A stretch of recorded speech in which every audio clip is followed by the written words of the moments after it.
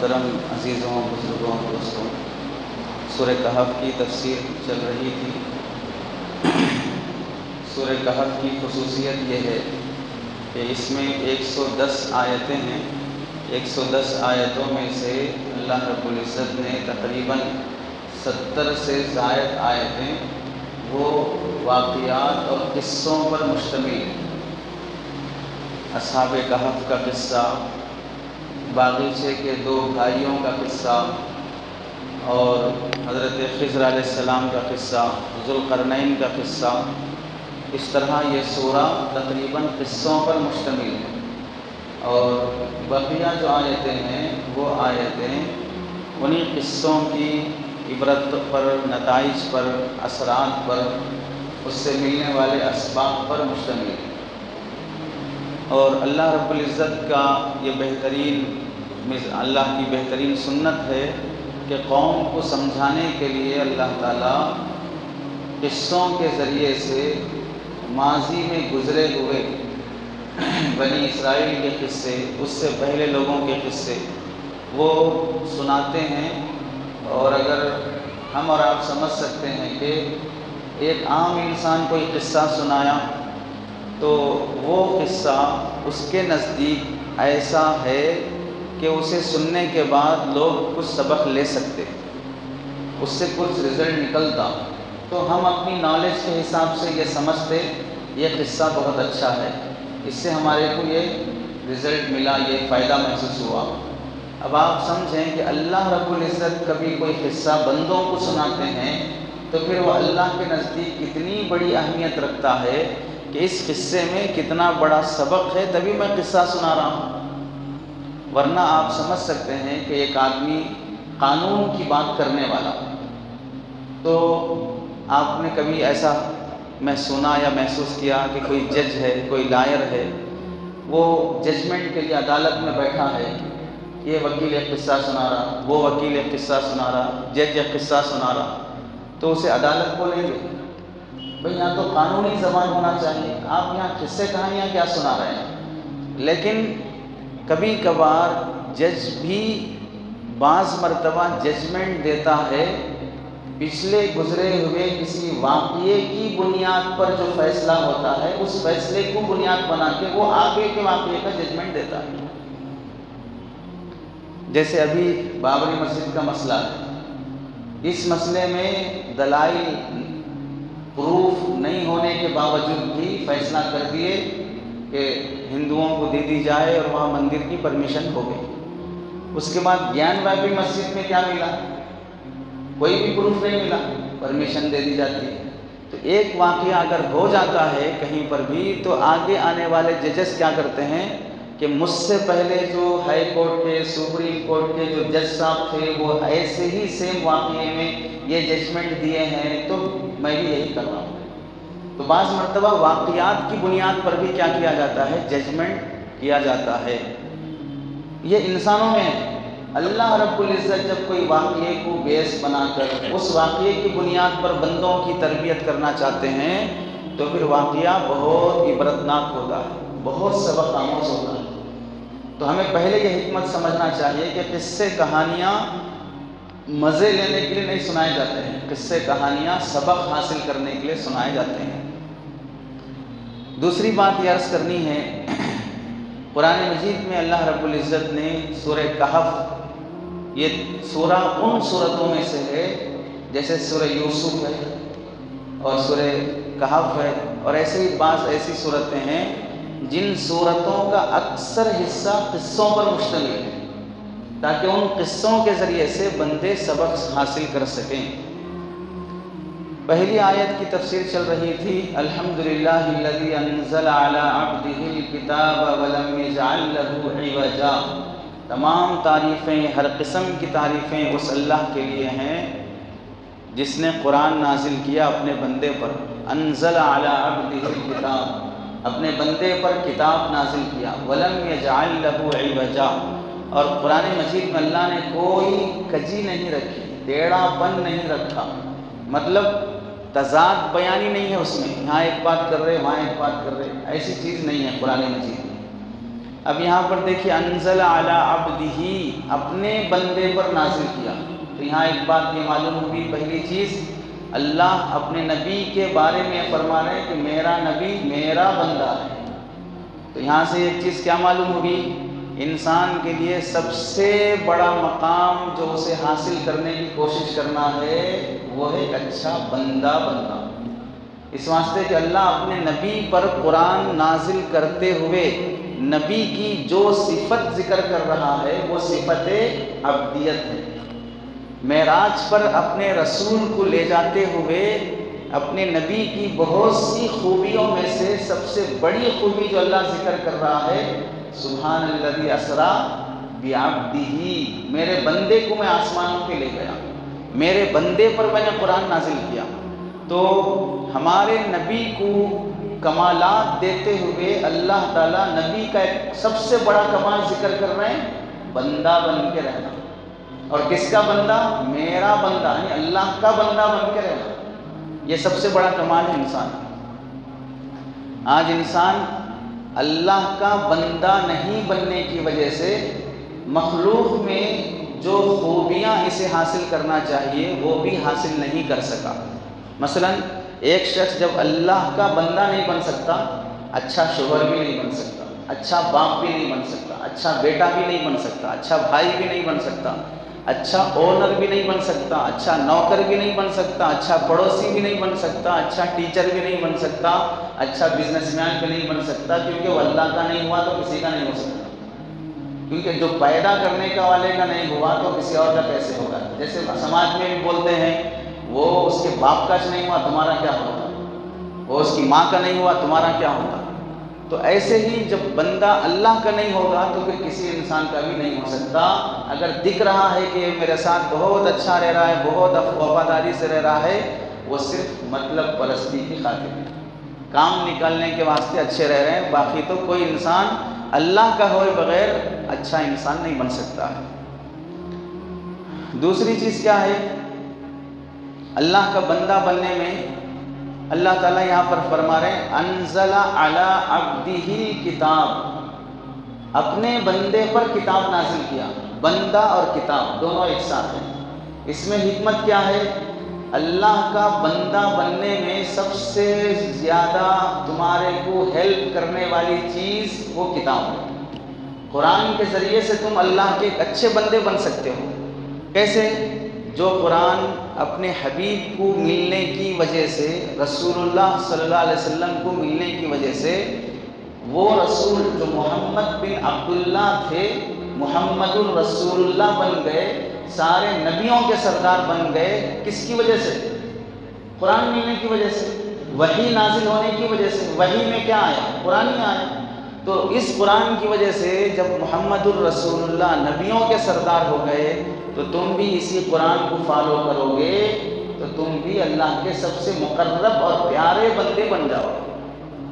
قرآن پر عمل کیے بغیر کوئی انسان اللہ کا پیارا بندہ نہیں بن سکتا. تو اللہ عبد اور کتاب دونوں کو ایک ساتھ لا کر یہ بتائے ہیں کہ اچھا بندہ بننے کے لیے قرآن پر عمل کرنا ضروری ہے. اور ایک بات یہاں سے یہ بھی معلوم ہوئی، اللہ کے بندے، کتنی پیاری بات اللہ فرمائے. دیکھیے علی عبدہ، اللہ اپنے بندے پر. تو رسول اللہ کو کیا بول رہے ہیں؟ میرا بندہ بول رہے ہیں. اس سے ایک بات کیا سمجھ میں آیا، ہم سب تو یہ بولتے ہیں کہ ہم اللہ کے بندے ہیں، میں اللہ کا بندہ ہوں. یہ بولنا کوئی کمال کی بات نہیں ہے.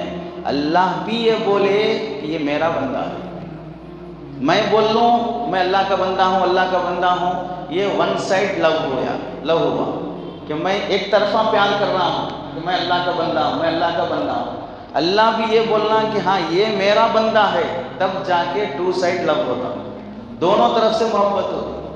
تو میں اللہ بھی بولنے کے لیے بندہ اللہ کا ہو کے دکھانے کے لیے کیا کرنا ہے، اللہ کی مرضی پر اپنی مرضی قربان کر دینا کہ وہ جو چاہتا ہے میں ویسے کروں گا.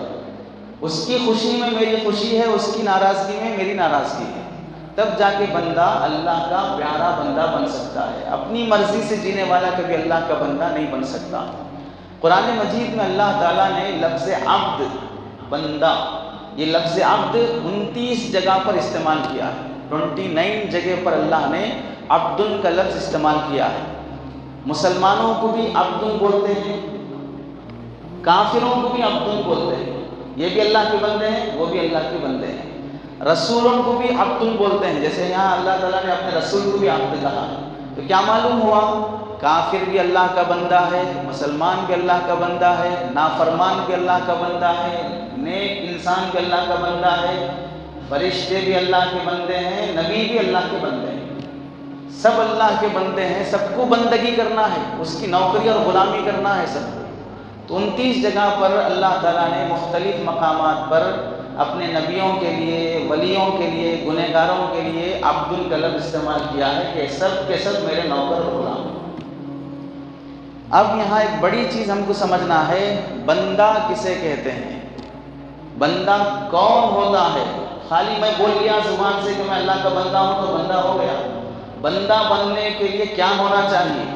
مفسرین لکھتے ہیں العبد الذی لا یری غیر سیدہ، بندہ وہ ہوتا ہے جو اپنے آقا کے سوا کوئی چیز نہیں دیکھتا، بس میرا آقا، وہ جو بولے گا، وہ جو فرمائے گا، وہ جو کہے گا میں وہی کروں گا بس۔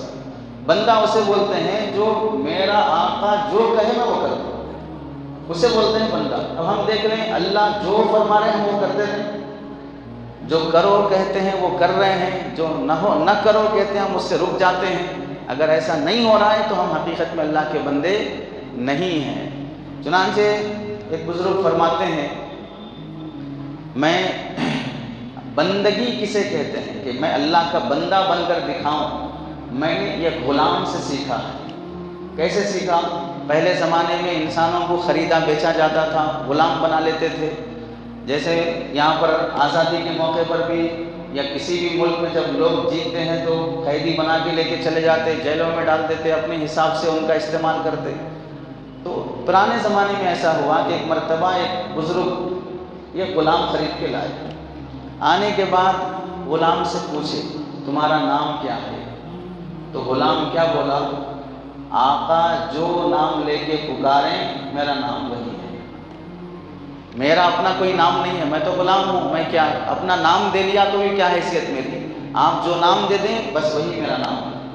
پھر ان بزرگ نے پوچھا تم کام کیا کرو گے؟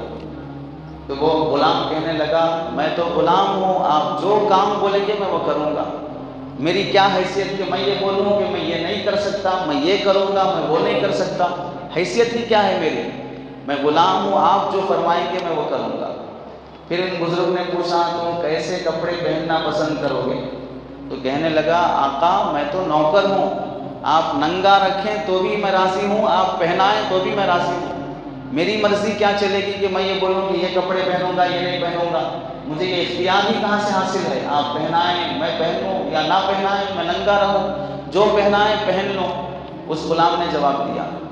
پھر ان بزرگ نے پوچھا تم کیا کھاؤ گے؟ تو کہنے لگا کھانے پر میرا کیا اختیار ہے، آپ ڈالیں تو کھا لوں گا، نہ ڈالیں تو بھوکا رہوں گا، جو کھلائیں وہ کھا لوں گا، میرا اختیار تھوڑی ہے۔ میں جب سراپا خریدا جا چکا ہوں تو مجھے حق ہی کیا بنتا ہے کہ میں یہ بولوں کہ میں یہ کھاؤں گا یا نہیں کھاؤں گا؟ تو بزرگ فرماتے ہیں یہ سن کر میں بے ہوش ہو گیا۔ جب ہوش آیا تو لوگوں نے پوچھا کیا بات ہے کیوں بے ہوش ہو گئے؟ تو فرمانے لگے 2000 روپے دے کر جس کو خرید کے لایا وہ اتنی فرما برداری دکھا رہا ہے، پورے گندے پانی کے خطرے سے پیدا کر کے اتنا حسین انسان بنایا، وہ اللہ کی بندگی کیا کر رہا ہے؟ 2000 روپے اس کا جواب دیکھو کیا ہے، نہ اپنے نام میں مرضی، نہ کھانے میں مرضی، نہ پینے میں مرضی، نہ پہننے میں مرضی، اس طرح جی رہا ہے۔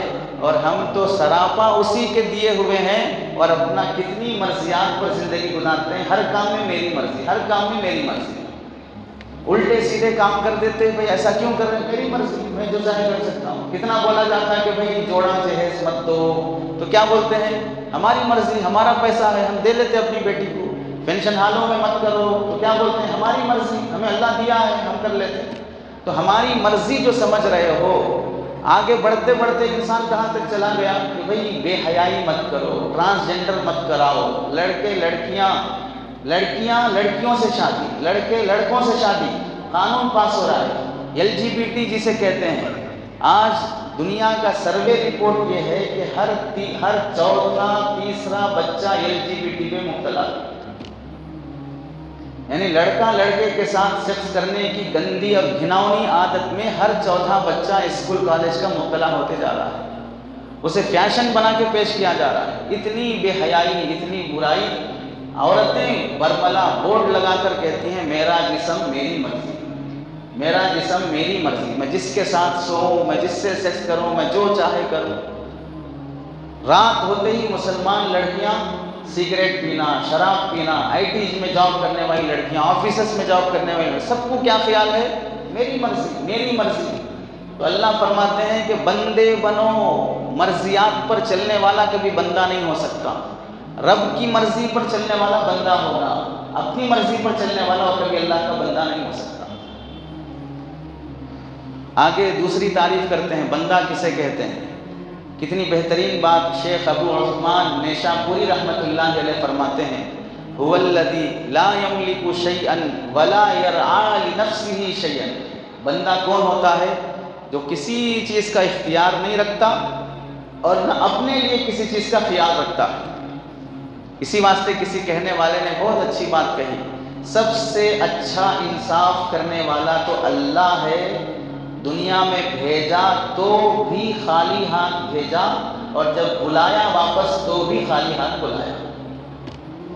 بھیجا تو بھی خالی ہاتھ بھیجا اور بلایا واپس تو بھی خالی ہاتھ بلایا۔ جیسے بھیجا تھا ویسے ہی بلاؤں گا، خالی ہاتھ بھیجا تھا خالی ہاتھ ہی بلاؤں گا، اور آج تک ہر انسان ویسے ہی گیا۔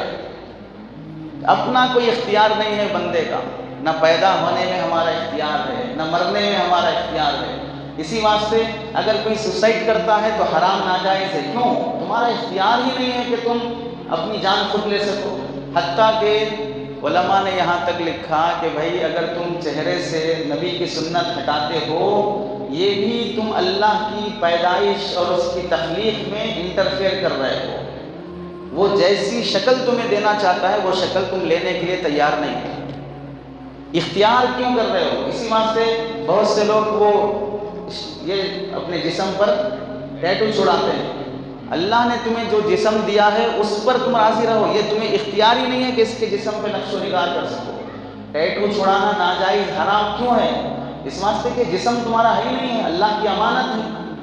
ٹرانسجنڈر کرانا ناجائز حرام کیوں ہے؟ اس واسطے کہ جو پارٹ اللہ نے تمہیں دیا ہے وہ اللہ کی امانت ہے، تم اسے ہٹا کیسے سکتے ہو؟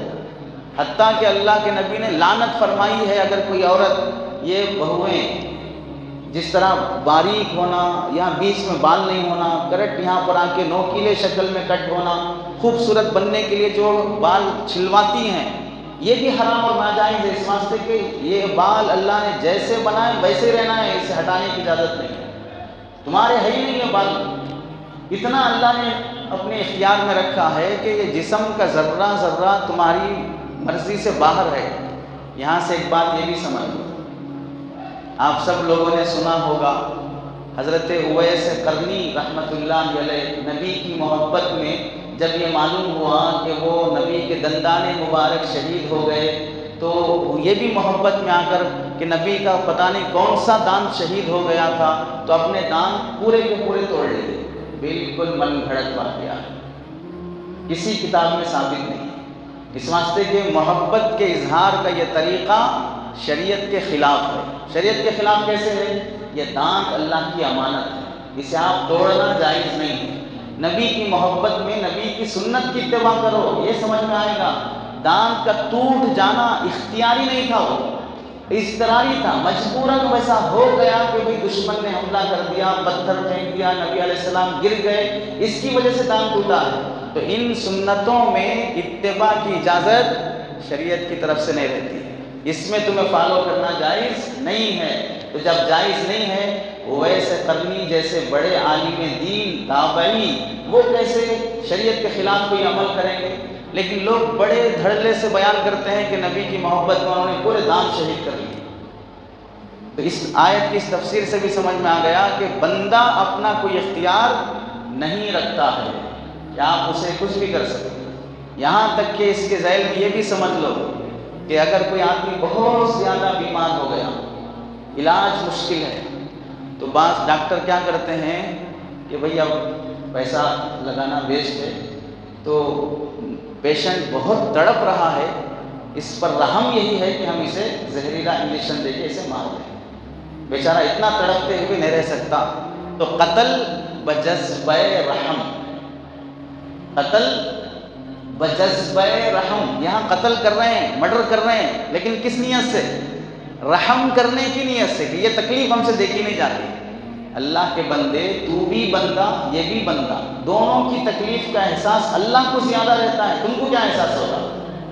اس کے پیدا کرنے والے کو احساس رہتا ہے کہ میں کس کو کتنی زیادہ تکلیف دینا ہے، اور تکلیف اللہ تعالیٰ اس کی طاقت سے زیادہ کسی انسان کو نہیں دیتے۔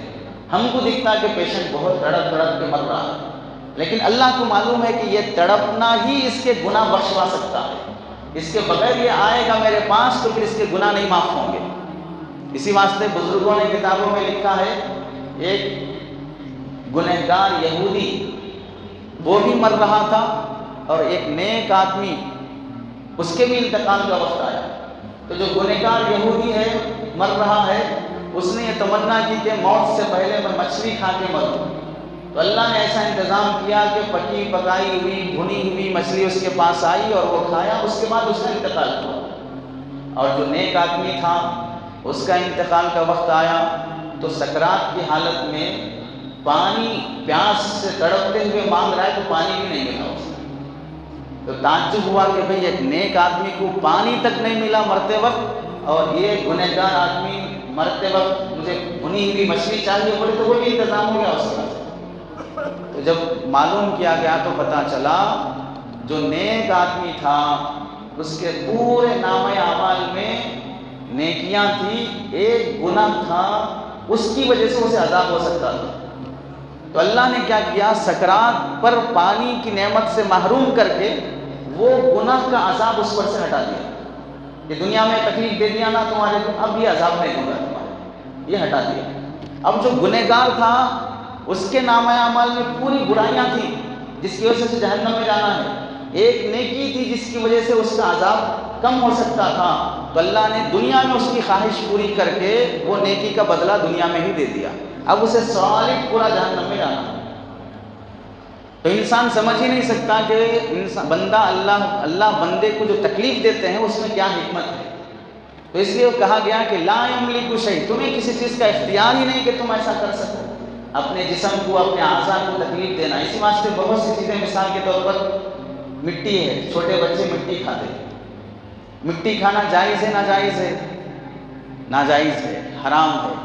بہت سے بچے پینسل، وہ سلیٹ پینسل وغیرہ کھاتے ہیں، ناجائز ہے۔ کیوں ناجائز ہے؟ چاک پیس کھاتے ہیں، حرام ہے۔ بچے کو دیکھو تو فوراً منع کرو، وجہ کیا ہے؟ کہ اس میں پیشاب لگا ہوا ہے، گندگی لگی ہوئی ہے، حرام جانور ہے، کیا ہے؟ تکلیف دینے والی چیز ہے، تمہارے جسم کو تکلیف دے گی یہ مٹی اندر جا کے، اور یہ جسم اللہ کی امانت ہے، اور جسم کو تکلیف دینے والی چیز تم کھلا کر اللہ کی امانت میں خیانت کرنا جائز نہیں ہے۔ اس واسطے مٹی کھانا حرام ہے، ورنہ مٹی ناپاک ہے، مٹی ناپاک رہتی تو پھر اس سے تیمم کیسے جائز ہوتا؟ مٹی ناپاک ہے تو اس پر نماز کیسے پڑھ سکتے تھے؟ وہ تو پاک ہے، نماز پڑھ سکتے اس پہ، اس سے تیمم کر سکتے، لیکن کھانے سے انسان کو تکلیف ہوتی ہے، اور یہ جسم ہماری مرضی کا نہیں ہے، اس واسطے اس میں دخل دینے کی تمہیں اجازت نہیں۔ ایسے دسیوں مسائل اسی پر نکل جاتے ہیں کہ بھئی جس سے تمہیں تکلیف ہوتی ہو وہ کام کرنا تمہیں جائز نہیں ہے، اس واسطے کہ یہ جسم اللہ کی امانت ہے۔ آگے فرماتے ہیں بندہ کسے کہتے ہیں؟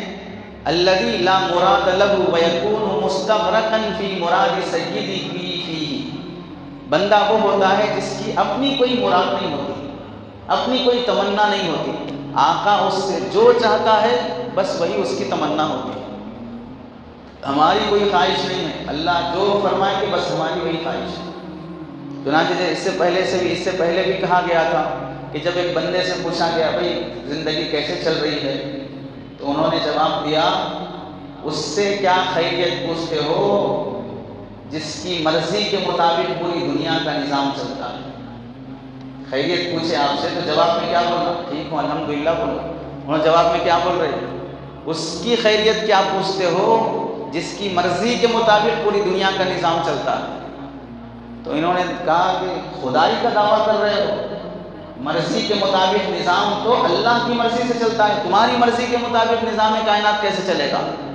تو وہ کہنے لگے اللہ کے بندے، اللہ کی جو مرضی میری وہ مرضی، تو پھر اللہ کی مرضی سے ہی کائنات چل رہی تو میری مرضی سے بھی چل رہی کائنات، اس کی کسی مرضی میں میرا اختلاف نہیں ہے، یہ ایسا کیوں کیا وہ ویسا کیوں کیا، میں کو ضرورت ہی نہیں ہے، جو ہو رہا ہے سب صحیح ہو رہا ہے، تو میری مرضی اللہ کی مرضی کے مطابق ہو گئی، تو جو ہو رہا ہے میری مرضی کے مطابق ہو رہا ہے۔ کتابوں میں لکھا ہے ایک بڑے بزرگ صاحب کشف، اللہ بعض بندوں کو خواب کے ذریعے سے، الہام کے ذریعے سے، جیسے آپ لوگ بھی بولتے ہیں نا میرا دل نہیں مان رہا مولوی صاحب، دل کیا ہوتا ہے نہیں مان رہا بول رہا، جب ہم بول رہے ہیں دلائل سے، پھر بھی آدمی کبھی کبھار دل کی سنتا ہے، تو یہ جو دل کی سنتا ہے نا، یہ دل میں بات کون ڈالتے ہیں؟ اللہ ہی تو ڈالتے ہیں۔ تو ویسے ہی اللہ تعالیٰ اپنے نیک بندوں کے دل میں بھی بعض باتیں ڈالتے ہیں، تو ویسے بزرگ جن پر کے دل پر اللہ تعالیٰ اپنی باتوں کا الہام کرتے ہیں، جنگل سے گزر رہے تھے تو دیکھا ایک طرف کا پہاڑ پتھر ہی پتھر ہے، دوسرے طرف کا پہاڑ دیکھا اس پر درخت ہی درخت لگے ہیں، ایک طرف سے ٹھنڈی ہوا آ رہی ہے تو دوسری طرف سے گرم ہوا آ رہی ہے۔ تو ان بزرگ کے دل میں خیال آیا دو طرف بھی اگر درخت رہتے تو یہ منظر کتنا اچھا دکھتا، دل میں خیال آیا۔ تھوڑی ہی دیر گزری تھی، اللہ کی طرف سے الہام ہوا اب تو مجھے بتائے گا کہ کائنات کیسی بنانا ہے۔ تھوڑی ہی دیر گزری تھی، اللہ کی طرف سے تنبیہ ہوئی تو مجھے بتائے گا کہ کائنات دنیا کیسے بنانا ہے، پہاڑ کہاں ہونا، درخت کہاں ہونا، تو مجھے بتائے گا۔ جیسے ہی یہ پکڑ اللہ کی طرف سے آئی فوراً سجدے میں گر گئے اور اللہ سے معافی مانگنے لگے، اللہ غلطی ہو گئی، جیسے تو بنایا ویسے ہی صحیح ہے، معافی چاہتا ہوں، توبہ کرتا ہوں، معاف کر دے۔ اسی لیے لطیفہ لکھا ہے کتابوں میں، مخزن اخلاق ایک کتاب ہے، ایک بزرگ ایک صاحب کی دعوت میں گئے، وہاں اور لوگ بھی بیٹھے تھے، تو ایسے ہی باتوں باتوں میں بازو بیٹھے تھے، کچھ بازو ایک ایسا آدمی بیٹھ گیا جس کے کپڑے اچھے نہیں تھے، بدبو آ رہی تھی، بہرحال کچھ بھی اس طرح کی بات تھی۔ تو اس میں سے وہ بزرگ یہ قصہ سنائے، یہ منظر دیکھ کر کیا سنائے کہ ایک صاحب جو ہے حضرت موسیٰ علیہ السلام کے پاس بیٹھے تھے، تو حضرت موسیٰ علیہ السلام ایسے ہی اپنی کچھ بات سناتے ہوئے کہا کہ میں نے ایک بار اللہ تعالیٰ سے پوچھا اللہ یہ چپکلی کیوں پیدا کی آپ، فائدہ کیا ہے اس سے، یہ پوچھے حضرت موسیٰ علیہ السلام۔ تو اللہ تعالیٰ حضرت موسیٰ علیہ السلام کو جواب دیے موسیٰ یہی سوال چپکلی مجھے 17 سال سے پوچھ رہی ہے کہ موسیٰ کو کہیں کو پیدا کرے، ان کو کہیں کو پیدا کیے ہو، سمجھانے کے لیے لطیفہ کتاب میں لکھا ہوا ہے۔ کہنا کیا ہے، کون انسان کس کام کے لیے پیدا ہوا ہم کو تھوڑی معلوم، ہم عالم الغیب تھوڑی، ہم کو حکمتیں تھوڑی معلوم، بنانے والے کو معلوم میں کون سی چیز کس واسطے بنا رہا ہوں۔ ہم میں سے ہر آدمی سمجھے گا بھائی سانپ کیوں پیدا کیا اللہ تعالیٰ، خالی زہر ہی زہر ہے، اس سے کیا پیدا ہوتا، لیکن آپ گوگل میں سرچ کر کے دیکھیے لوگ جس طرح بکریوں مرغیوں کو پالتے ہیں ویسے سانپ کا فارم بناتے ہیں، سانپ پالتے ہیں لوگ، اس کی فارمیسی اس کے فارم بنا کر کروڑوں میں اس کا بزنس چلتا ہے۔ میں دیکھ کے تعجب ہو گیا، لوگ مینڈکوں کا فارم بنا رہے ہیں، مینڈکوں کا بزنس، یعنی ہائی لیول میں اس کی ڈش چل رہی ہے۔ مینڈکوں کے جو پیر ہوتے ہیں، پیروں کے گوشت کو بہت پسند سے کھاتے ہیں لوگ، اس کی فارمنگ کی جاتی ہے۔ تو ایسی چیزیں جس کا ہم سوچ بھی نہیں سکتے، آپ میں سے بعض لوگ ہوں گے جو مینڈک دیکھ کے بھی کئی مہینے ہو گئے، جو مینڈک دیکھ کے مہینے ہو گیا اس کو اگر بولے کہ بھئی مینڈکوں کی بھی فارمنگ ہوتی ہے تو کیسے مانتا وہ شخص، ایسا کیسے ہو سکتا ہے، ہم تو دیکھ رہے تھے کہیں، حکمتیں وہ جانتے ہیں۔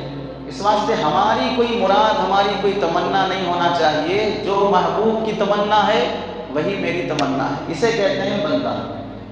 بندے کی اور ایک تعریف کیا کیے ہیں، العبد الذی لا ینازع سیدہ شیئا بندہ وہ ہے جو اپنے مولا سے کسی بات میں اختلاف نہیں کرتا، اسے بولتے ہیں بندہ، میری کسی بات کا انکار نہیں کرتا۔ اب آپ دیکھیے، آپ کا کوئی دوست ہے، آپ کو اتنا ساتھ دیا، جب بھی پیسے مانگے دے دیا، جب بھی گاڑی مانگے دے دیا، جب بھی کوئی ضرورت پیش آئی ساتھ دیا، کسی نہ کسی دن آپ کی دل سے بات نکلتی، میرا دوست وہ ہے بھائی، کبھی بھی نہ نہیں بولا، نہیں ہے نہیں بولا، اتنا میرا ساتھ دیا۔ ایک انسان کا ساتھ دے تو دل بولتا ہے کہ دوست ایسا ہونا، کیوں نہیں بول کے نہیں بولا کبھی۔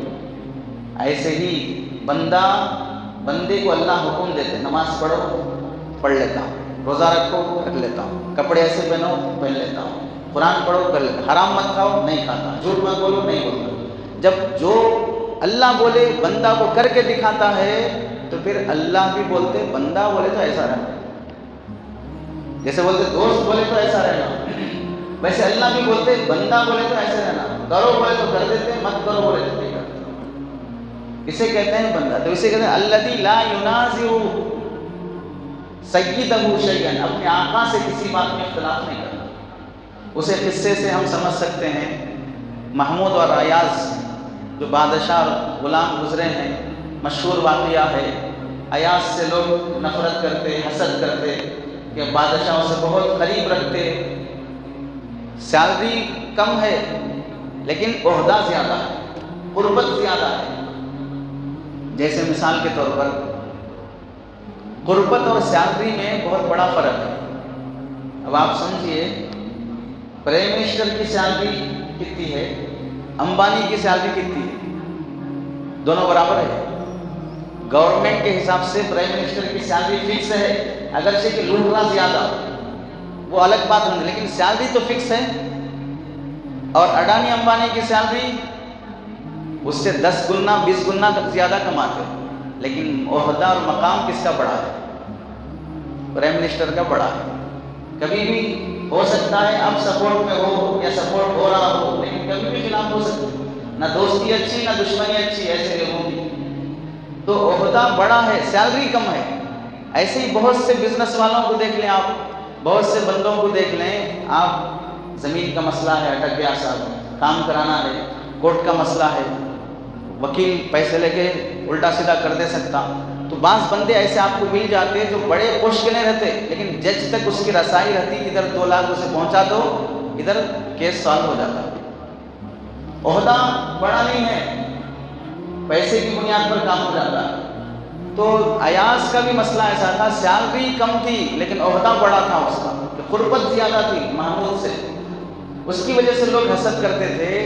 ایک دن محمود نے وزیروں کو جمع کر کے ان سے کہا، قیمتی ہیرا جو بہت زیادہ انمول تھا لا کے سامنے رکھ کے ایک ایک وزیر کو بلا کے بولا اسے توڑو، ٹکڑے کرو اس کے۔ تو ہر وزیر بولا کہ بادشاہ جہاں بنا، آپ غلط فہمی میں بول رہے ہیں، یہ ہیرا پھر ملنے والا نہیں ہے، نایاب موتی ہے، دوبارہ سوچ لیجیے آپ۔ تو کوئی وزیر اس ہیرے کے ٹکڑے کرنے کے لیے تیار نہیں ہوا۔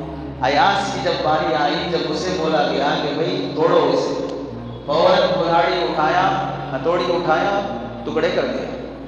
سارے دربار کے وزراء حیران ہو گئے کہ اتنا قیمتی ہیرا سوچے سمجھے بغیر توڑ دیا، سب اسے تانا دینے لگے۔ محمود نے کہا، تانا اسے نہیں، تمہیں شرم آنی چاہیے۔ پھر جب ایاز سے پوچھے کیوں توڑا بھائی اتنا قیمتی ہیرا، تو ایاز کیا جواب دیا، آقا 2 باتیں تھیں، ایک تو ہیرا قیمتی ہونا، دوسرا آپ کا آرڈر قیمتی ہونا۔ توڑتا تو ہیرا ٹوٹ جاتا، نہیں ٹوٹتا تو آپ کا حکم ٹوٹ جاتا۔ تو یا تو حکم توڑنا ہے یا تو ہیرا توڑنا ہے۔ میں سمجھا حکم نہیں ٹوٹنا چاہیے چاہے ہیرا ٹوٹ جائے، آقا کا حکم نہیں ٹوٹنا چاہیے چاہے ہیرا ٹوٹ جائے۔ ایسے ہیرے اور 10 آ جائیں گے لیکن ایسا آقا پھر نہیں آئے گا، اس آقا کا حکم نہیں ٹوٹنا چاہیے۔ تو بالکل ایسے ہی ہماری زندگی کے خواہشات اور 10 پورے ہو جائیں گے لیکن اس اللہ کا حکم نہیں ٹوٹنا چاہیے۔ ایسا اللہ پھر بار بار نہیں ملتے، ہر کسی کو نہیں ملتے۔ اسی واسطے دیکھیے لوگ کتنے کروڑ پتی رہ کر بھی بے سکون ہیں، کیونکہ انہیں وہ اللہ نصیب نہیں ہے۔ اور کتنے اللہ والے ہیں سادہ سیدھا رہتے، معمولی گھر میں رہتے، معمولی کپڑوں میں رہتے، کتنا سکون میں ہے کہ کروڑ پتی رہ کے بھی آگے مول صاحب تھوڑا دعا کرو ہمارے واسطے. ان کے پاس کچھ نہیں ہے لیکن سب کچھ ہے، اس واسطے کہ اللہ ہے ان کے پاس.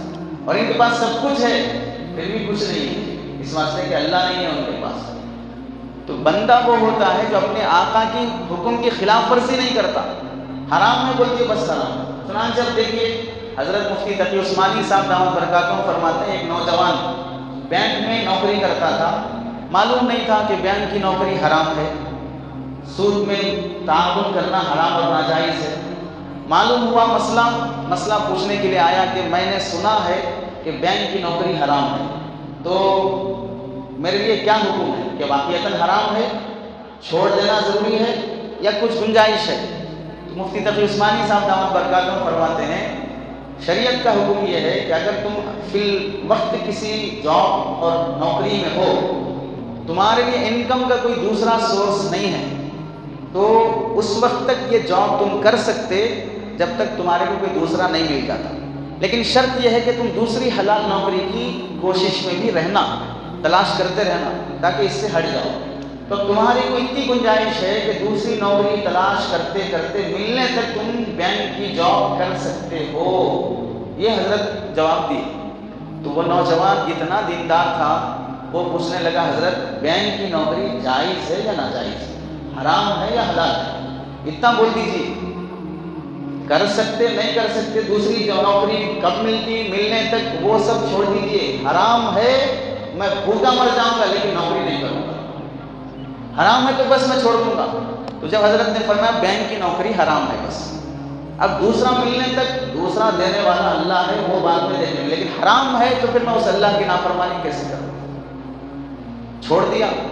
نوجوان رہ کے بھی داڑھی کرتے پیجامے والا اللہ والا بزرگ نہیں ہے، عام انسان ہے، لیکن دل میں اللہ کا ڈر ہے. بینک کی نوکری کو لات مار دیا، اللہ دینے والا ہے. ایسے بندوں کو اللہ اپنی طرف سے راستے کھولتے. جو اللہ کے واسطے حرام چھوڑ دیا تو کیا اللہ اس کے واسطے حلال راستے نہیں نکالتے؟ کیونکہ اللہ کے لیے چھوڑ رہا ہے حرام ہو تو اللہ لا محالہ اس کے حلال راستے نکالے. اس کے برعکس کتنے بندے ہیں نوکری کے لیے انٹرویو دینے گئے، وہاں انٹرویو لینے والا بولا آپ سب میں پاس ہیں، بس یہ کہ داڑھی نکال لے کے آئے. تو دوسرے دن فوراً داڑھی نکال کے پہنچ جاتے ہیں کہ مجھے نوکری چاہیے. نوکری کے واسطے کیا کیا؟ اللہ کا حکم توڑ دیا، یا اللہ کے حکم کی خاطر نوکری چھوڑ دیا. تب اللہ کسے بولیں گے؟ یہ بھی میرا بندہ، یہ بھی میرا بندہ بولیں گے. تو اللہ کا بندہ بننے کے لیے ضروری ہے کہ اس کا حکم مانو، اس سے بندہ اللہ کا بندہ ہے. چنانچہ بندے کی تعریف ہی کیا کیے ہیں؟ الذی لا ینازع سیدہ شیئا. بندہ وہ ہے جو اپنے اللہ سے کسی بات میں اختلاف نہیں کرتا، اسے کہتے ہیں. اور ایک جگہ پر بندہ کسے کہتے ہیں؟ حقیقت العبد هو المتخلق باخلاق سیدہ. بندہ وہ ہے جو اپنے آقا کے جیسا بن کے دکھانا. بندہ وہ ہے جو اپنے آقا کے جیسا بن کے دکھانا.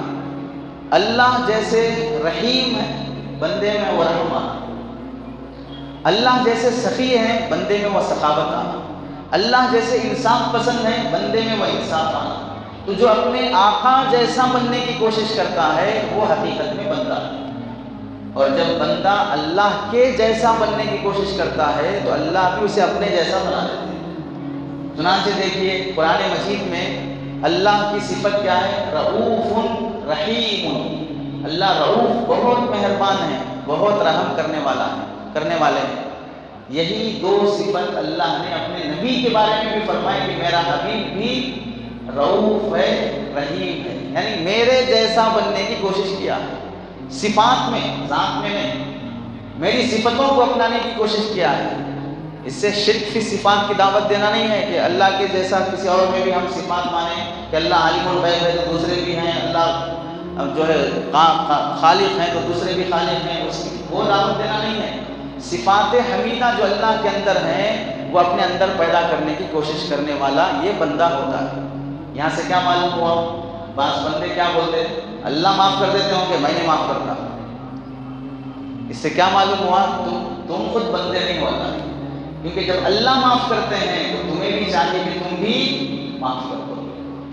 تبھی تو یہ بات ہوئی. اللہ تعالیٰ پوچھتے ہیں قرآن مجید میں کیا تم یہ نہیں چاہتے کہ تمہیں معاف کیا جائے؟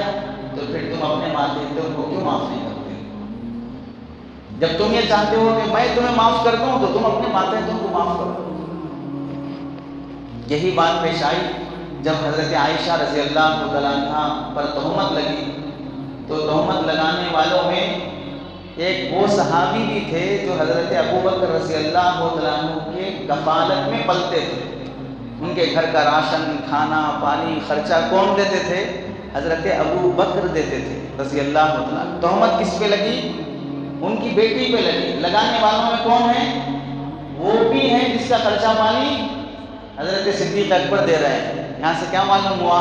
کبھی کبھار ایسا بھی ہوتا ہے جس پر ہم احسان کرتے وہ پلٹا کے ہم کو لات مارتا ہے۔ صحابہ کے ساتھ بھی ہوا اس طرح۔ تو حضرت صدیق اکبر کی بیٹی پر وہ صحابی تہمت لگانے والوں میں شامل ہے۔ حضرت صدیق اکبر بھی انسان ہے، غصے میں یہ قسم کھا لی آئندہ سے پورا راشن بند، نہیں دوں گا آپ اسے کچھ بھی۔ اب دیکھیے تہمت کس پہ لگی؟ نبی کی بیوی پر، صدیق اکبر کی بیٹی پر رضی اللہ تعالیٰ عنہ۔ غصہ آنا فطری بات ہے، جھوٹی تہمت میں کیسا حصہ لیے؟ تم کو اتنا نہیں معلوم کہ بھائی میری بیٹی کیسی ہے، میں کیسا ہوں، کس کی بیوی ہے؟ نبی کی بیوی ہے، اتنا بھی تم کو خیال نہیں آیا کیا بول رہے کیا نہیں بول رہے؟ یہاں سے ایک بات یہ بھی سمجھ لیں، تہمت لگانا بہت بڑا تکلیف دینے والا کام ہے، کیونکہ تہمت لگانے والے کو معلوم ہی نہیں ہوتا کہ میں کیا بول رہا ہوں، لیکن بولتے جاتے رہتا ہوں۔ اسی لیے اللہ کے نبی نے فرمایا حدیث میں، ایک آدمی کا مرڈر کر دینا جتنا بڑا گناہ ہے، تہمت لگانا اتنا بڑا گناہ ہے۔ چونکہ انسان مرڈر کرنے سے جیسے مر جاتا ہے، تہمت لگانے سے بھی جیتے جی مر جاتا ہے۔ عزت چلی گئی اب اس کی سماج میں، ایسا جیتا گویا کہ ایک زندہ لاش ہے، کوئی بات کرنے والا نہیں، کوئی سلام کرنے والا نہیں، کوئی کرائے کو دینے والا نہیں، کوئی قرضہ دینے والا نہیں، اس کے بچوں کی ایڈمیشن لینے والا نہیں۔ تو اب انسان سماج میں زندہ رہ کے بھی گویا کہ لاش کی طرح ہو جاتا ہے۔ تبھی اللہ کے نبی نے فرمایا تہمت مت لگاؤ، یہ ایک آدمی کی جان لینے کے برابر گناہ ہے۔ اور لوگ بڑی آسانی سے بول دیتے ہیں، انہوں ایسے، انہوں ایسے، یہ ایسے، وہ ایسے، بڑی آسانی سے بول دیتے ہیں۔ کل قیامت کے دن انسان بہت سی نیکیاں لے کر اللہ کے سامنے آئے گا، لیکن تہمتوں کی اتنی لمبی فہرست ہوگی کہ ساری نیکیاں تہمتوں کے گناہ میں ہی چلی جائیں گی، اس کے اپنے گناہ الٹا الگ، جس کی وجہ سے وہ جہنم میں جائے گا۔ اللہ سے پوچھے گا کہ میں اتنے نیکیاں کر کے آیا، آخر پھر وہ سب کہاں چلی گئی؟ اس سے کہا جائے گا تہمتوں کی جو فہرست ہے تیری، ہر دن کسی نہ کسی پہ جو تہمت لگاتے رہا، انہوں کھا لیتے، انہوں ڈبا دیتے، انہوں فلاں کر لیتے، انہوں لوٹ لیتے، انہوں جھوٹے ہیں، انہوں فلاں ہیں، یہ جو فہرست تھی تیری، وہ 60 سال کی تہمتوں کی فہرست اتنی لمبی رہی کہ 60 سال کی نیکیاں صرف اس ایک گناہ میں چلے گئے، باقی دوسرے گناہ تو اور بہت ہیں، نیکیاں ہی کہاں ہیں تیرے پاس؟ اس موقع پر اللہ تعالیٰ نے حضرت ابوبکر رضی اللہ عنہ کو تنبیہ فرمائی، وَلَا يَأْتَلِ أُولُو الْفَضْلِ مِنْكُمْ وَالسَّعَةِ أَنْ يُؤْتُوا أُولِي الْقُرْبَىٰ، کہ جو تم میں سے فضل والے ہیں اور جو تم میں سے مال والے ہیں، انہیں ایسی قسم نہیں کھانا چاہیے کہ ہم نیک کام سے رک جائیں، یہ تہمت لگانے میں شامل رہے۔ اس کی سزا کیا ہے؟ 80 کوڑے مارو، مار دی 80 کوڑے، اس کی توبہ ہو گئی، اس کی معافی تلافی ہو گئی۔ تم اپنی نیکی کا سلسلہ کیوں روکتے ہو؟ تم اپنی جاری رکھو، تمہاری نیکی جو تم کر رہے تھے تمہاری آخرت کی خاطر کی ہو، تمہیں تو ثواب ملنا ہی ہے نا، اسے سزا ملنا ہے، وہ ہم دے دیے سزا اس کی، تمہیں ثواب ملنا ہے تو اس کے ثواب دیتے رہو۔ اس سے ایک بات سمجھنا چاہیے، آدمی ایک حساب سے گنہگار ہے تو دوسرے حساب سے رحم اور نیکی کا حقدار ہو سکتا ہے۔ ایک غلطی معلوم ہوئی بلکہ پورے کو نکال کے پھینک دینا، پورے کو کھوج کے پھینک دینا، یہ جائز نہیں ہے بھئی، یہ میٹر میں وہ صاحب غلط ہے، باقی دوسری چیزوں میں میں ان کے ساتھ کھڑا ہوا ہوں۔ ہم لوگوں میں کیا ہے، عصبیت اور جاہلیت اتنی رہتی ہے، ایک غلطی ملی تو پورے کو کھوج کے پھینک دیتے۔ تو بندہ وہ ہوتا ہے جو اللہ تعالیٰ کے جیسا بننے کی کوشش کرے۔ چنانچہ یہاں بھی اللہ نے وہی تعلیم دی کہ میرے بندے بھی میری نافرمانی کرتے نہیں کرتے ہیں، تو میں ان کو روزی دے رہا ہوں نہیں دے رہا ہوں۔ ایسے ہی یہاں پر یہ صحابی آپ کی بیٹی پہ تہمت لگا کے آپ کے دل کو ٹھیس پہنچائے، تو آپ نہیں دے رہا ہوں بول نہیں دوں گا بول کے کیوں قسم کھا رہے ہیں؟ آپ اپنی نیکی کا سلسلہ جاری رکھو، جیسے میں میرے نافرمانوں کو کھلانے کا سلسلہ جاری رکھا ہوں۔ اپنے جیسا بننے کی کوشش کرو، تبھی جا کر وہ مقام حاصل ہوا، مقام صدیقیت۔ صدیق ہے وہ شخص کہ نبی کے اللہ کے جیسے کام کرنے کی وہ کوشش کیا اور اللہ نے انہیں اپنے جیسے کام کی طرف لایا۔ تو غلام بندہ وہ ہوتا ہے جو اللہ کے جیسا بننے کی کوشش کرے، یعنی اس کے جیسے اچھے کام کرنے کی کوشش کرے۔ اب یہ مقام عبدیت کیسے حاصل ہوگا کہ ہم اچھے بندے بن جائیں اللہ کے؟ حضرت سری سختی رحمۃ اللہ علیہ، جنید بغدادی رحمۃ اللہ علیہ کے ماموں، حضرت جنید بغدادی کے مرشد، حضرت جنید بغدادی پہلے جن کے ہاتھ پہ بیعت تھے سری سختی رحمۃ اللہ علیہ، وہ فرماتے ہیں 4 کام کا اہتمام کرو جس سے اللہ کے سچے اچھے بندے بن جاؤ گے۔ کیا ہے وہ؟ 4 خصال ترفع العبد، 4 کام ہیں جس سے بندہ بنتا ہے۔ پہلی چیز الحلم، برداشت کرنا سیکھو، بردباری، جلدی غصے میں مت آؤ، صبر سیکھو اپنے اندر۔ دوسری چیز الادب، ادب سیکھو، اللہ کا ادب، رسول اللہ کا ادب، قرآن کا ادب، علماء کا ادب، مسجد کا ادب، ماں باپ کا ادب، ہر چیز کا ادب ہے، راستے کا ادب، یہ سب چیزیں۔ والامانۃ، امانت داری سیکھو، والعفۃ، پاک دامنی سیکھو۔ یہ 4 چیزیں سیکھو، اللہ جو بولے گا میرا بندہ ہے۔ پہلی چیز کیا ہے؟ بردباری، برداشت کرنا سیکھو۔ بے برداشت اللہ کا بندہ نہیں ہو سکتا۔ جیسے رہتے ہیں نا، بچہ اچھا ہے بھائی لیکن تھوڑا غصہ زیادہ رہنا چاہیے، اور بعض کیا بولتے ہیں میں غصے میں کسی کو بھی نہیں دیکھتا۔ تو غصے میں کسی کو بھی نہیں دیکھتے ہیں تو پھر اس پہ ہاتھ پہ کیوں اٹھائے؟ انہیں بھی نہیں دکھنا نا غصے میں۔ جس کو تم مارے غصے میں تو یہ بھی نہیں دکھنا نا غصے میں، کسی کو نہیں دیکھتا جب بولے نا، تو کسی کو بھی نہیں دیکھنا تھا، اس کو کیوں دیکھے غصے میں؟ غصے میں کچھ بھی کر دیتا ہوں تو غصے میں لے آ کے سر دیوار کو مار دینا تھا، کچھ بھی کر دینا تھا، پتھر اٹھا کے مار لینا تھا، لیکن اس کو کیوں مارے؟ تو غصے میں اپنے آپ کو بے قابو ہو جانے کو کمال سمجھنا، اپنی خوبی سمجھنا، یہ بندگی نہیں ہے، شیطانیت ہے۔ تم بندہ بن کے رہنا نہیں چاہتے۔ تم کو جب اتنا غصہ آ سکتا ہے تو سمجھو اللہ کو جب غصہ آئے گا، تم گھر کا سامان ادھر ادھر کر دیے، انہیں زمین کا سامان ادھر ادھر کر دیا تو زلزلے آ جاتے ہیں، سمندر کا پانی ادھر ادھر کر دیا تو طوفان آ جاتا ہے، ہوا ادھر ادھر کر دیا تو پھر طوفان آ جاتا۔ تمہارا غصہ اتنا زیادہ ہے تو اللہ کا غصہ کتنا رہے گا؟ اس کے غصے کا ہی جھلک ہے یہ گرمی جو دکھ رہی ہے، اس کے غصے کی جگہ کون ہے؟ جہنم۔ جہنم کے سانس لینے اور چھوڑنے، جہنم سب سانس لیتی ہے تو دنیا کا ماحول سرد ہو جاتا ہے، ٹھنڈا ہو جاتا ہے، اسے بولتے ہیں سردی کا موسم۔ جہنم جب سانس چھوڑتی ہے تو دنیا کا ماحول گرم ہو جاتا ہے، اسے بولتے ہیں گرمی کا موسم۔ اس کے غصے کی جگہ جہنم ہے۔ جہنم سانس لیتی ہے تو دنیا سرد پڑ جاتی، سانس چھوڑتی ہے تو دنیا گرم ہو جاتی۔ اس کے غصے کی جگہ کا یہ اثر ہے تو غصے کا اثر کیا ہوگا؟ گرمی ناقابل برداشت۔ تو جہنم کا کیا منظر ہوگا بتائیے؟ اب آپ لوگ بھی دیکھیے، انسان جب سانس چھوڑتا تو گرم ہوا لیٹ سے لگتی نہیں لگتی؟ کبھی کبھار آپ ادھر کے حصے میں نرم چمڑے میں سانس کی ہوا لے کر دیکھیں، سانس انسان کی جب نکلتی ہے تو لائٹ سے گرمی اس میں رہتی ہے، تو انسان کی گرمی اس واسطے لائٹ ہے۔ جہنم سانس چھوڑ رہی ہے تو یہ گرمی کا منظر ہے۔ انسان یہ سوچنا کہ ہم بندہ بننے کے لیے ہمارے اندر صبر کی نعمت، برداشت کرنے کی نعمت۔ کتنے مرد وہ ہیں جو بیوی کے سامنے غصہ بے قابو ہو جاتے ہیں، ہاتھ اٹھا دیے، مار دیے، چوٹی کھینچ دیے، لات سے مار دیے، برتن پھینک کے مار دیے، لیکن ہیں ماشاءاللہ شریف، بڑے نیک، نمازی، غصہ بے قابو ہے۔ کس پر؟ وہ بھی بیوی پر۔ کون؟ جو بچوں کو پالتی، کپڑوں کا نظم، صاف صفائی، پکا کے کھلانا، گھر کا ہر کام کرتی ہے، شادی ہونے کے بعد سے لے کر موت تک ساتھ دینے والی خاتون بیوی ہوتی ہے، اس پر غصہ دکھا رہے ہیں۔ اللہ کے بندوں، بعض وہ ہیں جو سسرال پہ غصہ دکھاتے ہیں، سالے پہ غصہ دکھاتے ہیں، ان کو ارے ترے سے بات کرتے ہیں۔ آپ سمجھو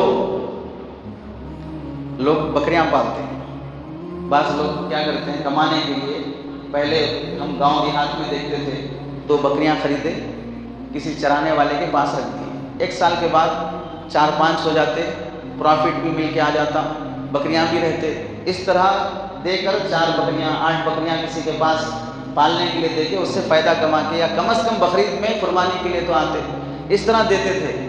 تو آپ دیکھو دینے کے ٹائم پہ اس کے گھر جاتے، اس کا گاؤں دیہات دیکھتے، اس پر بھروسہ حاصل کرتے، کیا دے رہے آخر آپ؟ بیٹی دے رہے، 2 بکریاں پالنے دے رہے ہیں، وہ 2 بکریاں پالنے دیتے ہوئے بھی لوگ پالنے والے پہ بھروسہ حاصل کرنے کے بعد بکری حوالے کرتے، بکری کا بچہ دیتے۔ اللہ کے بندوں، یہاں تو لوگوں نے اپنی بیٹی تمہیں دی ہے، بکری کا بچہ دیتے ہوئے لوگ تحقیق کرتے کیسا پالتا بول کے، یہاں بیٹی دے رہے ہیں کیسا پالتا، یقین ہے ہمیں اچھا پالتا بول کے۔ اس بیٹی کے گھر آنے کے بعد ساس بھی خناس، شوہر بھی خناس، اور سسرا بھی خناس، اور من الجنتی والناس، سب کے سب کیا ہے؟ خناس، من الجنتی والناس۔ کیسے رہنا چاہیے؟ کیا ہے؟ غصہ، غصہ بندہ نہیں بن سکتا اللہ کا جب تک صبر اور برداشت کرنے کی صفت نہیں آتی۔ دوسرے کو اتنا ہی برداشت کرو جتنا تم یہ چاہتے ہو کہ اللہ ہمیں برداشت کرے۔ ہم کتنے گنہگار ہیں اللہ کے، ایک گناہ کی بھی اللہ پکڑ ہماری کرنا چاہے تو کب کے فنا ہو چکے ہوتے، لیکن ڈھیل دے رہا ہے، مہلت دے رہا ہے۔ ایسے ہی بیوی کو مہلت دو، بھائی کو مہلت دو، نوکر کو مہلت دو، برداشت کرو ان سب کو۔ دوسری چیز ہے ادب، احترام، بڑے کا ادب، باپ کا ادب، ماں کا ادب، مسجد کا ادب۔ اسی وجہ سے لکھا گیا کتابوں میں حضرت سفیان ثوری رحمۃ اللہ علیہ کے بارے میں، مسجد میں داخل ہوتے ہوئے لیفٹ پیر سے داخل ہوئے، فوراً آواز آئی، یا ثور، اے بیل، کہاں آ رہا ہے؟ میرے دربار میں آ رہا ہے، اور کون سا پیر پہلے رکھ کے آنا، اس کا ادب نہیں ہے تجھے؟ یہ اللہ کی طرف سے آواز آئی۔ اب وہ اللہ کے پیارے تھے، غلطی ہوتے ہی فوراً اللہ اپنے پیارے کو اس بے ادبی سے بچا لیا۔ ہمارے کو ویسے آوازاں نہیں آتی، ویسے آواز آئے تو پھر ہم بھاگا بن کے بڑھ جاتے ہیں، میرے کو یہ آوازاں آ رہی، وہ دکھ رہا، یہ دکھ رہا بول کے خوب لوٹنے کے لیے جمعہ کے ایک دن بیٹھ جائے گا، عصر کے بعد 9 بجے تک خوب 5-7 ہزار لوٹ لے کے چلے جائے گا، یہ دم کر کے وہ دم کر کے۔ وہ لوگوں کو آواز آئی تو وہ لوگ سدھرتے تھے، ہم لوگوں کو آواز آئی تو بگڑ جاتے ہیں ہم لوگ۔ اس واسطے اللہ آوازیں نہیں سنا رہے ہیں۔ ادب سیکھو، علماء کا ادب، کتاب کا ادب، قرآن کا ادب۔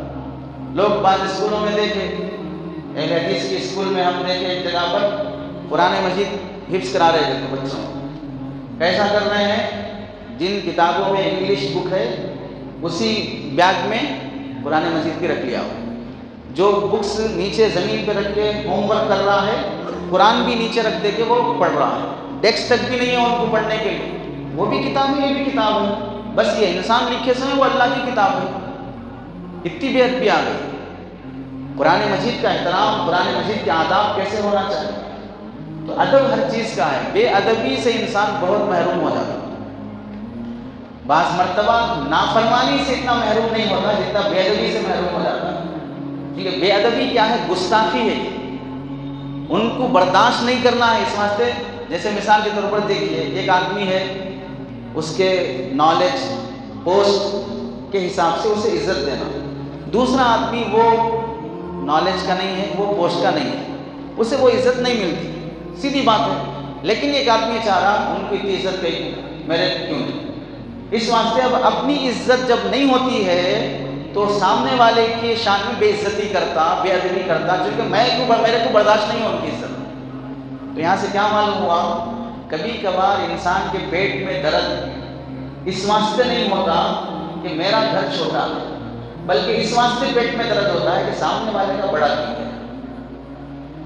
کبھی کبھار پیٹ میں درد اس واسطے نہیں ہوتا کہ میرے پاس گاڑی نہیں ہے، اس واسطے ہوتا کہ اس کو گاڑی کیوں ہے۔ تو پیٹ میں درد ہمارے پاس نہیں ہونے کی وجہ سے نہیں، پیٹ میں درد سامنے والے کے پاس ہونے کی وجہ سے۔ کیوں ہے اس کے پاس؟ تو اس کے پاس کیوں ہے بول کے پیٹ میں درد لا لیے تو ہمارے پاس آ جاتی کیا بھائی سامنے بائک رکھی ہوئی ہے، پیٹ میں درد آیا کہ بھائی کیوں ہے اس کے پاس بائک، تو بائک خود بخود اسٹارٹ ہو کے آ کے اس کے پاس کھڑے ہو جاتے، پیٹ میں درد چلے جاتے۔ ارے اللہ کے بندے، تیرے پاس نہیں ہے تو کمانے کی کوشش کر، تو حاصل کرنے کی کوشش کر، اللہ سے مانگ اللہ تیرے پاس خزانے ہیں، جیسے اس کو دیا ویسے مجھے بھی دے دے، بجائے اس کے کہ پیٹ میں درد لا لیا سامنے والے کو دیکھ کے اور اس سے حسد شروع کر لیا، اللہ کا بندہ نہیں بن سکتا۔ تیسری چیز ہے امانت اور عفت۔ امانت جو نعمت جیسی استعمال کرنا ویسے کرنا، اس میں خیانت نہیں کرنا۔ اسی کو بولے کہ جسم اللہ کی امانت، اس میں خیانت مت کرو، یہ آنکھیں اللہ کی امانت ہیں، اس میں خیانت مت کرو۔ اب دیکھو یہ جو عجیب نعمت دیکھی اللہ نے، پورے انسان کے جسم میں سب سے زیادہ حرکت کرنے والی چیز کون سی ہے؟ سب سے زیادہ حرکت کرنے والی چیز یہ آنکھ کے پلک ہے۔ اسی واسطے بولتے نا پلک جھپکنے کے برابر، پلک جھپکنے کے برابر، ایک سیکنڈ کے اندر کیا ہو جاتی ہے؟ جھپک کے پھر کھل جاتی ہے۔ یہ دروازہ کھلتا بند ہوتا کھلتا بند ہوتا، اتنا زیادہ ایکٹیو رہنے والا دروازہ وہ ہے آنکھ کا پردہ، ایک سیکنڈ کے اندر کھلنا بند ہو جاتا۔ کتنی بڑی نعمت کی، ویسے منہ کھلتا بند ہوتے رہا تو کیا حال ہوگا بتائیے۔ یہ ایک لفظ نہیں بول سکتے، خود بخود منہ کھل جا رہا، جہاں بند کرنا چاہ رہے ہیں وہاں کھل جا رہا، جہاں بند کرنا کھولنا چاہ رہے ہیں بند ہو جا رہا، کیا حال ہوگا۔ ویسے کان کے پردے اگر کھلتے بند ہوتے رہے، ایک بات سناتی ایک بات، کیا حال ہوگا بتائیے۔ ایک صاحب کو ایکسیڈنٹ میں آنکھ پہ چوٹ آئی، اس کی وجہ سے یہ آنکھ کا جو یہ پردہ ہے وہ پھٹ گیا۔ آپریشن کرنے کے بعد ڈاکٹر سے بولے کہ بھئی اب اسے ہم سیون کرنے کے بعد پھر یہ کھلنے بند ہونے کا سسٹم نہیں رہتا، رگیں ایسی کٹ گئی ہیں کہ کھلنے بند ہونے کا سسٹم نہیں رہتا، دکھتا آپ کو لیکن آنکھ ایسا کھلنا بند ہونا نہیں ہوگا۔ ٹھیک ہے آپریشن ہو گیا، اب وہ سویا تو بھی کیا ہے بتائیے، آنکھ کھلی ہوئی ہے، کتنی تکلیف ہوگی۔ مجبوراً ایسا ہوا، ہر 4 گھنٹے کے بعد آنکھوں کی بینائی کمزور ہونا شروع ہو گئی۔ ڈاکٹر سے جا کے پوچھے تو ڈاکٹر یہ بولا اصل بات یہ ہے سائنس کے حساب سے دھول مٹی جب انسان کے چہرے پہ پڑتی ہے تو ان آنکھوں کے پردے پر بھی پڑتی ہے۔ اللہ یہ جو پلک جھپکنا کھولنا جو رکھے ہیں اس کے ذریعے سے وہ مٹی اور دھول کو یہ پردہ صاف کر دیتا رہتا، کھلتا جو بند ہوتا وہ صاف کرتے رہتا، وہ صاف ہوتے ہوتے ہوتے ہوتے جب زیادہ ہو جاتا تو پھر وہ گندگی کی شکل میں کبھی یہاں آ کے جمع ہوتا، کبھی ادھر آ کے جمع ہوتا، پھر انسان اسے انگلی کر کے نکال لیتا ہے۔ تو اصل میں وہ دھول کا جمع ہوا گندگی ہے جو پردے سے وہ ہٹا کے اللہ تعالیٰ نکال رہے ہیں۔ اب تمہاری آنکھ کھلی کی کھلی ہے، دھول جمع ہو رہی ہو رہی اسے اب صاف کرنے کا کوئی وائپر نہیں ہے، تب وہ دھول جمع ہونے سے تمہاری آنکھوں کی بینائی کمزور ہو رہی ہے۔ ہر 4 گھنٹے کو پانی سے اپنی آنکھ دھوتے رہو گے تو تمہیں دکھے گا ورنہ نہیں دکھے گا۔ کیا ہوا؟ آنکھ نہیں گئی، آنکھ کے اوپر کا پردے کا جھپکنے کی حرکت ختم ہو گئی، بس انسان کتنا مجبور ہو جاتا ہے۔ لیکن انہی آنکھوں سے انسان گھنٹے گھنٹے کیسے فلم دیکھتا ہے، انہی آنکھوں سے کتنے گندے اور سیکس ویڈیوز دیکھتا ہے، انہی آنکھوں سے پرائی عورتوں کو دیکھتا ہے۔ اللہ اگر پکڑنے پہ آ جائے، صرف آنکھ کا پردے کی حرکت رکا دے تو پھر یہ آنکھوں کا حال کیا ہوگا۔ اب ایسی اب کان کے بارے میں، زبان کے بارے میں، ناک کے بارے میں، ہر چیز کے بارے میں آپ سوچنا شروع کر لو۔ اللہ کی ایک ایک نعمت میں جو نافرمانی ہو رہی ہے وہ امانت میں خیانت ہو رہی ہے، اور امانت میں خیانت کرنے والا بندہ کبھی اللہ کا بندہ نہیں بن سکتا ہے۔ آخری چیز ہے عفت اور پاک دامنی۔ پاک دامن یعنی جہاں جائز ہے وہیں منہ مارنا ہے، جہاں ناجائز ہے وہاں منہ مارنے کی اجازت نہیں ہے۔ بیوی سے آدمی روز صحبت کرے کوئی منع نہیں کرے گا، لیکن جو بیوی نہیں ہے وہاں آدمی امیدیں لگانا، وہاں ہنس کے مسکرا کے بات کرنا، وہاں یہ کوشش کرنا کہ ہو سکتا ہے کچھ چانس مل سکتا کیا، اس طرح کی کوششیں کرنا یہ حرام ناجائز۔ تم یہ امید پہ پلو گے تو دوسرا بھی اسی امید پہ پل رہا ہے تمہارے خاندان میں، تم دوسرے کے خاندان میں یہ امیدیں لگا کے جا رہے ہو، دوسرا تمہارے خاندان میں یہی امیدیں لگا کے آ رہا ہے۔ سرکل سسٹم ہے، چین سسٹم ہے، تم ادھر جاؤ گے تو ادھر کوئی دوسرا ادھر سے آئے گا۔ یہ پاک دامنی ہے، پاک دامنی بہت باہر تو لوگ بہت اچھے دکھتے، بہت امانت دار دکھتے ہیں، لیکن تنہائی میں اصل پاک دامنی وہ ہے کہ جب اکیلے میں ہوتے ہیں تو تب ہمارا دل دماغ پاک ہو۔ اس وقت ہمارا دل دماغ پاک نہیں ہوتا، اور ہمارے کو یہ دنیا کی ترقی، کلچر، یورپین سسٹم اتنا بگاڑ دیا، شادی مشکل ہو گئی، لیو ان ریلیشن شپ آسان ہو گیا، شادی نہ کرو بھائی، اس کے بعد اس کے علاوہ تم 4 گرل فرینڈ رکھو، کوئی مسئلہ نہیں، ایک بیوی مت رکھو بس، یہ دماغ بنا دیا گیا، جس کی وجہ سے لڑکیاں تک بھی اپنے ماں باپ کو پریشان کر رہی ہیں، میں شادی نہیں کرتی، میں شادی نہیں کرتی، شادی کے بغیر کیسے رہو گے؟ نہیں، میں اپنے بوائے فرینڈ کے ساتھ رہ جاؤں۔ یہ سوچ بگڑ گئی، اسے کہتے ہیں پاک دامنی جب حاصل نہیں ہوگی تو تم اللہ کے بندے نہیں بن سکتے۔ بندہ بننے کے لیے ایک چیز حضرت جعفر صادق رحمۃ اللہ علیہ جو آل بیت میں سے ہیں، وہ فرماتے ہیں بندہ بننے کے لیے کیا کرنا چاہیے؟ لا يصير العبد عبدا خالصا لله تعالی حتى يصير المدح والذم عنده سواء۔ کتنی بہترین بات بولے، اسی واسطے بولتے بڑوں کی بات بھی بڑی رہتی ہے، بڑوں کی بات بھی بڑی رہتی ہے۔ آپ لوگ بول دینا کہ بھائی سیاسی لیڈر اگر ہوا خارج کرے گیسز ہو گئے تو بھی پیپر میں آ جاتا فلاں لیڈر کو گیسز ہو گئے ہوتے، یہاں ہمارے کو پیٹ میں درد ہو کے مر جاتے رہتے بھی کوئی پوچھ کے دیکھنے والا نہیں رہتا۔ تو بڑے لوگوں کی ہر چیز بڑی ہو جاتی ہے۔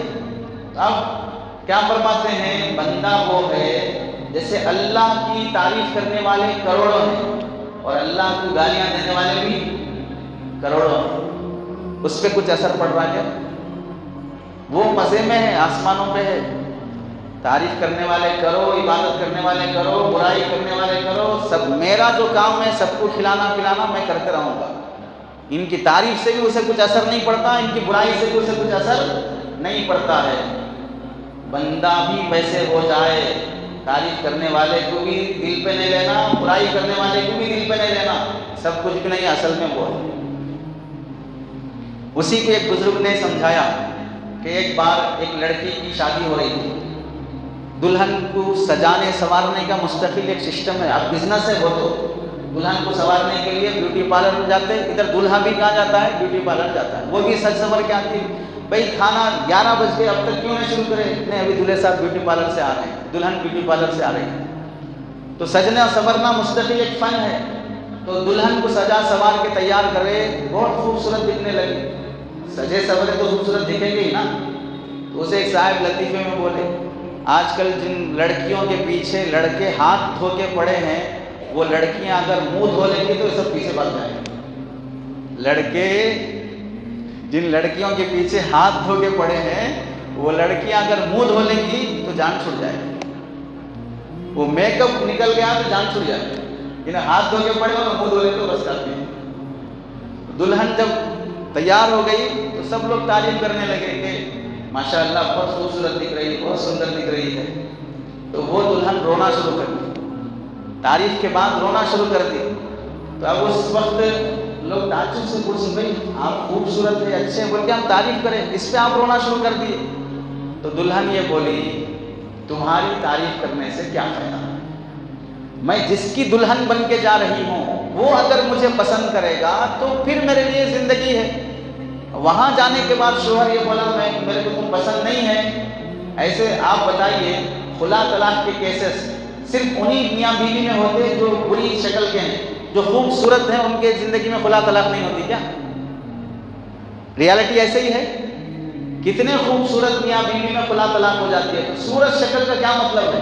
تو اب وہ لڑکی کہنے لگی کہ میں جس کی بن کے جا رہی ہوں وہ اگر مجھے پسند کرے تو میری زندگی سیٹ ہے، تم سب لوگ تعریف کریں تو کیا فائدہ بھائی؟ وہاں بولے بیا جس کو چاہے سہاگن وہی ہے، بیا جس کو چاہے سہاگن وہی ہے۔ ایسے اب سارے بندے تعریف کر رہے ہیں، امام صاحب بہت اچھے، خطیب صاحب بہت اچھے، ہمارے والد بہت اچھے، ہمارا دوست بہت اچھا، فلاں لیڈر بہت اچھا۔ ان سب کے اچھا بولنے سے کیا ہونے والا ہے؟ ہمارے اعمال کا بدلہ دینے والا جو اللہ ہے وہ بولے یہ بندہ میرا بہت اچھا، تب ہمارا بنے گا، ان سب کے بولنے سے کیا فائدہ؟ اس واسطے بندہ بننے کے لیے لوگوں کی تعریف کوئی ضرورت نہیں ہے۔ لوگ ایسا بول رہے کوئی ضرورت نہیں ہمیں۔ بعض لوگ رہتے نا آپ کے بیان پہ لوگوں کا بہت ریاکشن ہو رہا ہے، ہونے دو، کیا کرنا ہے ہمارے، لوگ بہت پسند کر رہے ہیں، کرنے دو، ہمیں کیا کرنا ہے؟ ہمیں جس سے لینا ہے اس سے ہمارا مطلب ہے، وہ پسند کر لیا، اب یہ تعریف نہ بھی کرو کوئی مسئلہ نہیں، وہ پسند نہیں کیا سب لوگ سر پہ بٹھا لو، کوئی کامیابی نہیں ہے۔ تو بندہ بننے کے لیے لوگوں کی تعریف برائی سب چھوڑ دینا، ختم، ایسے بن جانا جیسے دودھ پیتا بچہ ماں کی گود میں ہوتا ہے۔ دودھ پیتا بچہ ماں کی گود میں ہے، رشتہ دار ماموں خالہ چاچا پھوپھی آئے آگے وہ ماشاءاللہ کتنا اچھا ہے، کتنا کیوٹ ہے، کتنا فلاں ہے بول کے اسے چومتے رہتے ہیں، بچے کو کچھ اثر پڑتا، پھوپھو ایسا بولی، آنٹی ایسا بولی، خالہ ایسا بولی، وہ اپنے مست گود میں رہتا اماں کی، کچھ بھی بولو، پوچھتے کس پہ گیا ہے، اماں پہ گیا، دادا پہ گیا، نانا پہ، کس پہ بھی نہیں گیا ہے۔ اچھے اخلاق رہے تو میرے پہ گیا بولتے، برے اخلاق رہے تو اس پہ گیا بولتے۔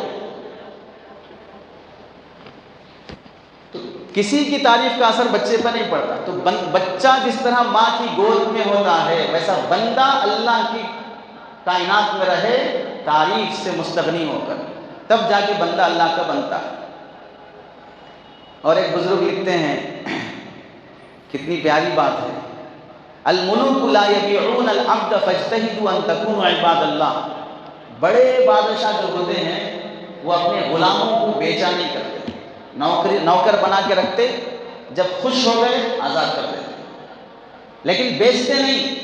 بڑے لوگ اپنے غلاموں کو بیچتے نہیں ہیں، اور بڑوں میں سب سے بڑا اللہ ہے، اس کے بن جاؤ تو پھر وہ اللہ بھی تمہیں شیطان کو نہیں بیچے گا، اس کے حوالے نہیں کرے گا، وقت آئے گا روح جسم سے آزاد کر دے گا اور جنت کے حوالے کر دے گا۔ تو بڑے بادشاہ اپنے غلاموں کو بیچا نہیں کرتے ہیں، تو بڑوں میں سب سے بڑا اللہ ہے، تم کوشش کرو کہ اللہ کے غلام بن جاؤ۔ سیدنا عبد القادر جیلانی رحمۃ اللہ علیہ فرماتے ہیں، بندہ اللہ کا سچا بندہ بننا کب ہوتا ہے؟ فرماتے ہیں ان احب العباد الی عبدی، اللہ فرماتے ہیں بندوں میں سب سے پیارا بندہ میرا کون ہے؟ کان لہ والد و ولد، اس کا باپ بھی ہے بیٹا بھی ہے، وقلبہ فارغ منہما، لیکن یہ بندہ ایسا ہے کہ نہ باپ کی محبت دل میں ایسی ہے کہ باپ جو بولے حرام بولے تو بھی کر لوں گا، بیٹے کی محبت میں بھی حرام کر لوں گا، ایسا نہیں ہے۔ نہ باپ کی محبت اتنی زیادہ کہ اللہ کا حکم توڑ دے، نہ بیٹے کی محبت اتنی زیادہ کہ اللہ کا حکم توڑ دے، دونوں سے اس کا دل فارغ ہو گیا۔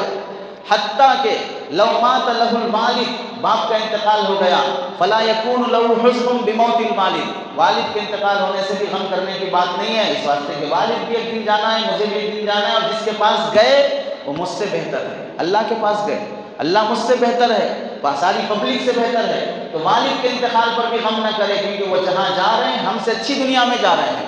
وَلَوْ مَاتَ لَهُ الْوَلَدُ، پر اگر اس کا بیٹا مر جائے، فَلَا يَكُونُ لَهُ هَمُّ الْوَلَدِ، بیٹا جانے کا بھی غم نہ ہو۔ اس درجے پر جب بندہ پہنچ جاتا ہے، باپ سے محبت، بیٹے سے محبت، اعلیٰ درجے کی محبت، لیکن موت پر ایسا نہیں ہونا کہ اللہ کی نافرمانی ہو جائے، تو اللہ فرماتے ہیں جیسے میں بغیر باپ کے ہوں، بغیر اولاد کے ہوں، یہ میرا بندہ بھی ویسے ہے میرے جیسا۔ لم یکن لہ کفوا احد، اللہ اکیلے ہیں، نہ اس کا باپ ہے نہ اس کا بیٹا ہے۔ اب یہ بندہ بھی ایسا ہو گیا کہ نہ اس کا باپ ہے نہ بیٹا ہے، ان کی محبت سے دل فارغ ہے، تو پھر یہ بندہ صرف اور صرف دل میں اللہ کی محبت رکھا ہے، تب جا کے اللہ کا پیارا بنے گا۔ اس کی کھلی مثال حضرت ابراہیم علیہ السلام، ادھر گھر سے والد نکال دیے، نکل گئے، ٹھیک کوئی بات نہیں، اللہ چاہیے، باپ نافرمانی کی طرف دعوت دے رہا، پوجا کی طرف نہیں آؤں گا، ادھر بیٹا پیدا ہوا، اللہ بولے لے جا کے جنگل میں چھوڑو، قربانی کر دو، کر دوں گا، ادھر باپ کی بھی قربانی، ادھر بیٹے کی بھی قربانی، تب جا کے لقب کیا ملا؟ ابراہیم خلیل اللہ، اللہ کا دوست، محبوب لوگوں کی بھی قربانی دے دیں گے اللہ کی محبت میں، تب اللہ لقب دیں گے یہ میرا دوست ہے، میرا خلیل ہے، میرا پیارا ہے۔ تو اللہ کا بندہ بننے کے لیے بندے کو اس طرح ہونا پڑتا ہے کہ اس کی نافرمانی چھوڑ دے۔ جب یہ ہو جائے گا تو فائدہ کیا ہوگا؟ کائنات میں جو کچھ ہو رہا ہے یا ہوگا اپنی مرضی کے مطابق ہوگا، مزہ آئے گا پھر جینے میں، مزہ آئے گا پھر زندگی گزارنے میں۔ اب ہم کو اللہ سے اٹیچمنٹ نہیں ہونے کی وجہ سے کیا ہے پریشانی کیا ہوتی؟ انہوں کہیں کو ایسا کرے، انہیں کیوں بولے، انہیں گاڑی ایسا کہ چلا رہا، انہیں دکان ایسا کہ کھولا، انہیں اسکول ایسا کیوں چلا رہا، یہ سب یہ آدمی کو اعتراضات جو ہوتے ہیں نا، کیوں ہوتے ہیں؟ ہم اس کے نہیں ہیں، وہ ہمارا نہیں ہے۔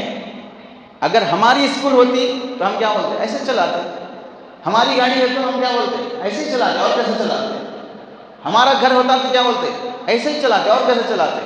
ہم گھر چلائیں تو اچھا، ہم گاڑی چلائیں تو اچھا، ہم دکان چلائیں تو اچھا، دوسرا چلا رہا تو ایسا کیوں چلا رہا، ایسا کیوں کر رہا؟ یہ کب ہو رہا ہے؟ اس کو دوسرا سمجھے، ہم اور سمجھے۔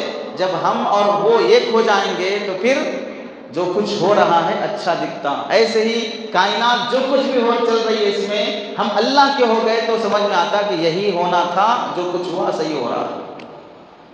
تو آج کی تفسیر کا جو خلاصہ ہے، بیسک جو کانسیپٹ اس پر توجہ دلائی گئی، الحمدللہ الذی انزل علی عبدہ، اپنے بندے پر اللہ نے نازل کیا۔ بندہ بننا کیسا ہے اسے سمجھا گیا۔ تو اس سے آپ حضرات یہ کوشش کریں کہ فی الوقت جتنا ہم اس کے بن سکتے ہیں اس کے بننے کی کوشش کریں، اور جتنا اس کے دشمنوں کا بنے ہوئے ہیں اس سے واپس آنے کی کوشش کریں۔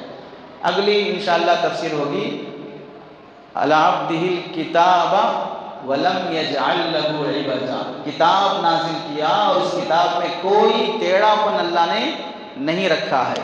تو اگلی اتوار میں انشاءاللہ کتاب کسے کہتے ہیں، کتاب قرآن مجید میں کچھ تضاد ہے کیا، ایک دوسرے کے اپوزٹ کوئی بات ہے کیا، اسے انشاءاللہ اگلی جمعہ سمجھائیں گے اتوار میں۔ اللہ سے دعا ہے کہ اللہ عمل کی توفیق نصیب فرمائے۔ آمین وآخر دعوانا الحمدللہ رب العالمین۔